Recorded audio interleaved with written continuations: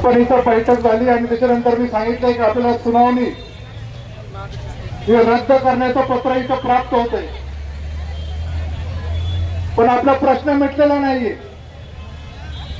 19 तारखेला खासदार साहेब, आमदार साहेब, मी आणि त्या 2 गावचे प्रतिनिधी आणि काही जे शिष्टमंडळ येईल त्याची मीटिंग कलेक्टर साहेबांकडे त्यांनी ठेवलेली आहे.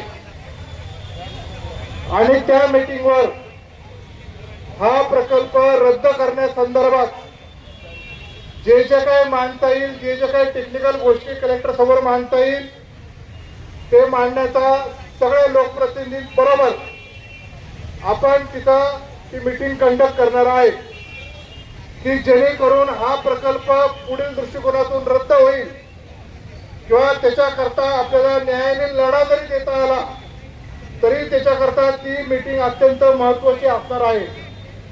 म्हणून त्या मीटिंगचे तुमचे व्यवस्थित टेक्निकल पत्र तिथं कलेक्टरकडे दिल्यानंतर त्याची पोस्ट किंवा त्या मीटिंग मधले प्रोसिडिंग जे उपस्थित असतील त्याच्यानुसार कोणी कोणी तिथं मत मांडले त्याची रितसर त्यांची ऑफिशियल कॉपी ही घेऊन आपल्याला पुढे ती लढाई करावी लागणार आहे.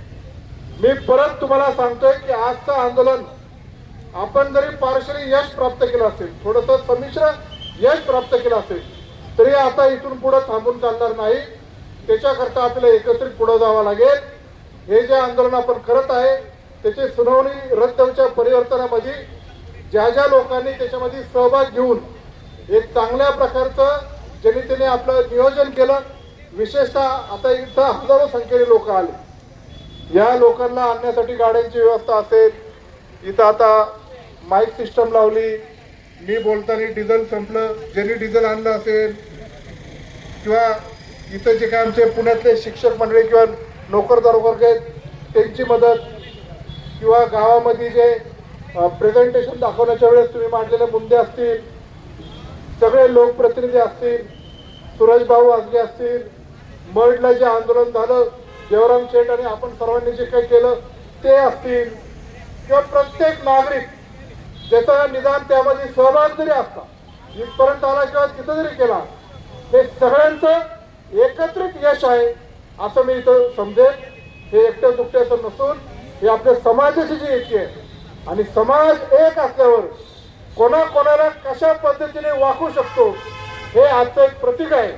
म्हणून भविष्यातही आपल्या समाजावर काही गोष्टी येत असतील तर त्याच्याकरता आपण सर्वांनी एक होऊन चांगल्या पद्धतीने पुढे जाण्याची भूमिका ही सगळ्यांनी घ्यावी अशी मी विनंती करतो. माझा मनोगत संपल्यानंतर इथं सभापती मॅडम आल्या, जिल्हा परिषद सदस्याचे मॅडम आहेत, इथं आमच्या आदिवासीचे 2-3 तरुण आहेत, ते आपलं मांडणं करणार आहे. इथून पुढची दिशा काय करायची हे आपल्या इथं ठरणार आहे. तोपर्यंत आपलं पत्र हातात येणार आहे. त्या पत्रात जर काही दुरुस्ती करायची असेल तर आम्ही 5-6 मंडळी एकत्रित बसून पुन्हा ते आपल्याला पाहिजे तसं पत्र मिळत नाही तोपर्यंत आपल्याला इथून हटायचं नाही. धन्यवाद. जय शिवराय, जय आदिवासी.